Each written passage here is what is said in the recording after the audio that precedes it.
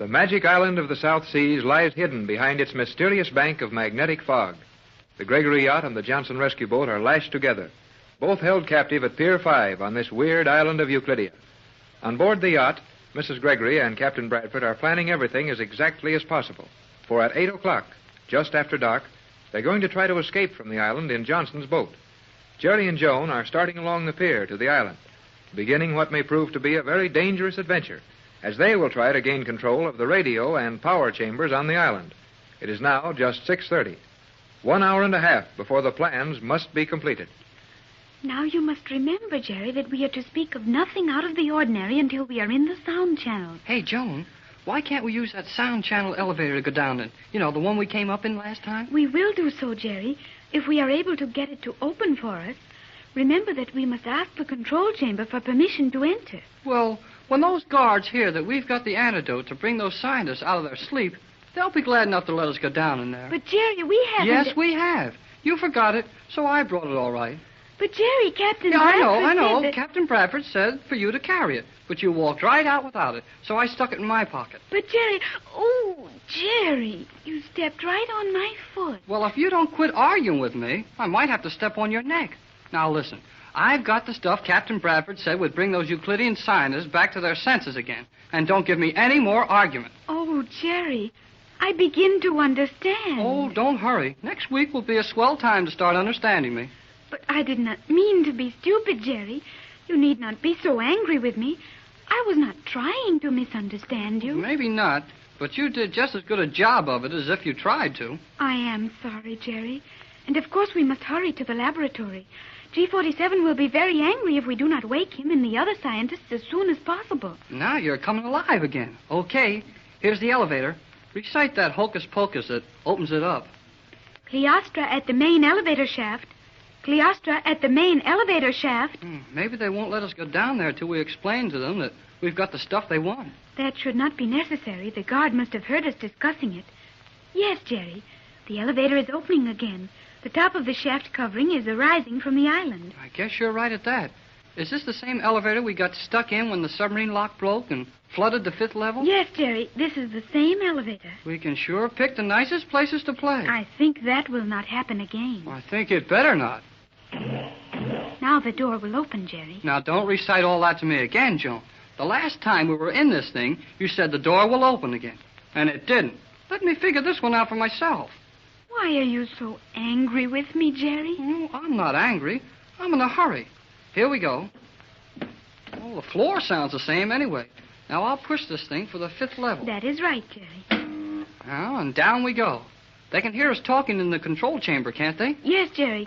All we say can be heard. Well, I'm glad of that. There goes the 1st level. Yes. But why do you say you are glad we may be heard in the control chamber? Because if anything happens to the elevator this time, I'm going to yell until somebody comes and gets us out. We have passed the 2nd level. Yeah. I wonder if we'll find all those Euclidean scientists still asleep when we get to the laboratory. Captain Bradford said he was afraid they would be asleep for hours. Well, there's a 3rd level. Yeah. Tex did act kind of worried about how long the gas would keep them asleep. G47 will be very angry with Captain Bradford when he wakes up and thinks what the captain's formula did to him. Well, it's his own fault. That's the 4th level. And if G47 hadn't been in such a hurry to get his hands on his formula, well, Tex would have told him to look out for that gas explosion if it didn't work just right. He will blame the captain in some way, Jerry.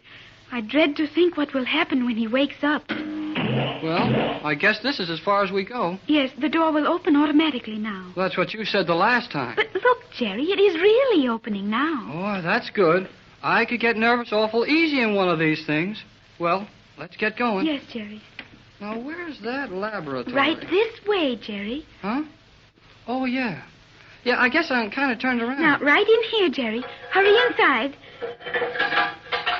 Boy, you sure thought fast when you steered me in here, Joan. I pretty near forgot and went to the laboratory. And you thought very swiftly, Jerry, up there on the surface of the island, when you spoke as if we were taking something from Captain Bradford to wake up those men in the chemical chamber. Well, now that we're both thinking, let's get busy on why we're playing hide and seek down here.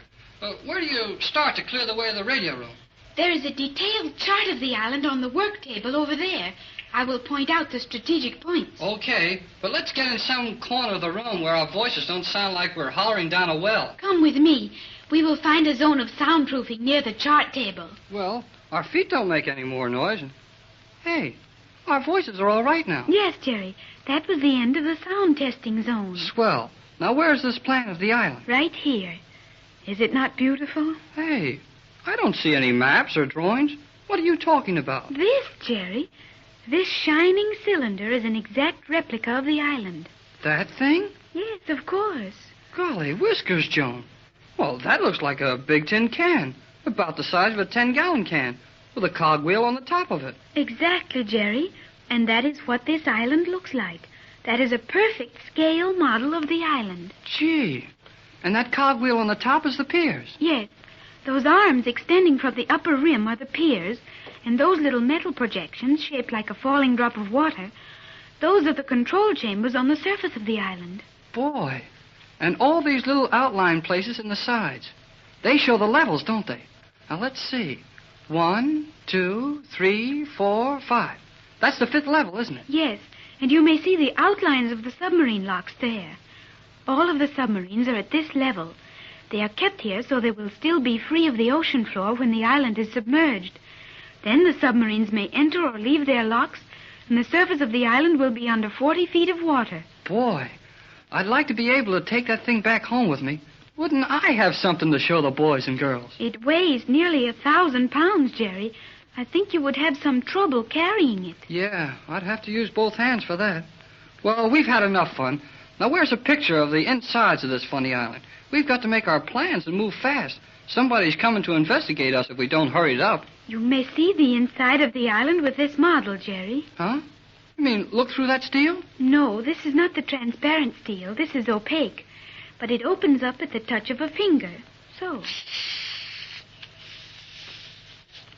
Well, giggling goldfish. Jerry, you know very well that a goldfish does not giggle. Oh, I know that. But I'll bet he would if he could see this. Look, Joan, the whole thing is opened up. Each level just slides out to the side as if there were little shells. Is it not wonderful, Jerry? Sure is, Joan. It's about the most wonderful thing like that I ever saw. Gee, look. Look. There's a little submarine in the locks. And there is the chemical laboratory where the chemists are all asleep. Oh, yeah. And we're near asleep here. Now, get your nose down close to this, Joan, and show me where every important control room on the island is. The main radio control room, as you know, is there on the surface of the island. Yeah, can't we do anything to that from here? Not directly, but I will show you how we may handicap the operation of the beams later. Never mind later. Do it now. Very well. Now, down here, in the 10th level, the last one in the island proper, are located all the tremendous turbines and motors and generators that furnish the power and light for all devices on the island. Then that's the place we've got to hit for, right away. No, Jerry, we must not do that. That would spoil all our plans. Well, I don't see how. If we can get to that machinery, we can shut off their power, can't we? We could not get into the power chambers. Even the men who work there are locked in. Then they are relieved at intervals by an armed guard who lock a new group of men in there. And anyone other than the workmen assigned to that section who even appeared on that level would be punished severely and given no chance to explain. Gosh, that doesn't sound so good. But we do not want to go into that section, Jerry. No? Why don't we? Because if we could shut off the power down there, we would never get out of the island. Every door and elevator would lock automatically and remain sealed until the repairs were completed. Have you forgotten our experience in the elevator?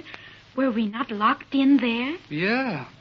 This begins to look not so easy, Joan. Oh, do not lose heart, Jerry. Even if we could do all that safely, we would not want to. As we must have the power in the radio chamber when we are ready to send the message to Johnson. And we would be defeating our own purpose if we cut off the power. Well, then what can we do that's any good? Look into that little chamber, Jerry. The solid round one directly beneath the radio chamber. Just a few feet under the surface of the island. Yeah, I see it. What's that? That is the main electrical dispatch room. All the power and lighting circuits on the island pass through a series of master keys and switches there. And we can nearly control the whole island if we can take over that room. But can we take it over?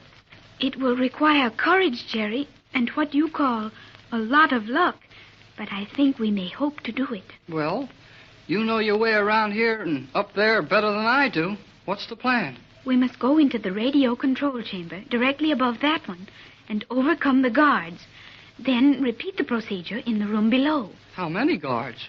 There will be only 2 in the upper chamber, I think, and 1 in the lower. Well, that doesn't sound too bad. They've got ray guns, I guess. Yes, powerful ones. Not like these little ones we have, and... Oh, Jerry, I have just thought of something. Huh? Good or bad? Wonderful. It is in this room that the protective paint is kept. There, Jerry, in that round vat. What do you mean, protective paint? The paint which will protect us against the rays for our hands and face. You mean with that paint on our hands and faces, they can't hurt us with their ray guns? Yes, Jerry. We have on Euclidean cloth garments, and with that paint on our hands and faces, the rays will be harmless to us. Well, then let's get into the paint, quick. Someone is in the room. Can they see us? Not yet. We are hidden here. Then work fast. Shoot your ray gun off. I'll fall like you shot me. You tell them you caught me here. But, Jerry, Do as I say. I've got an idea. Shoot that gun so I can fall. Quick.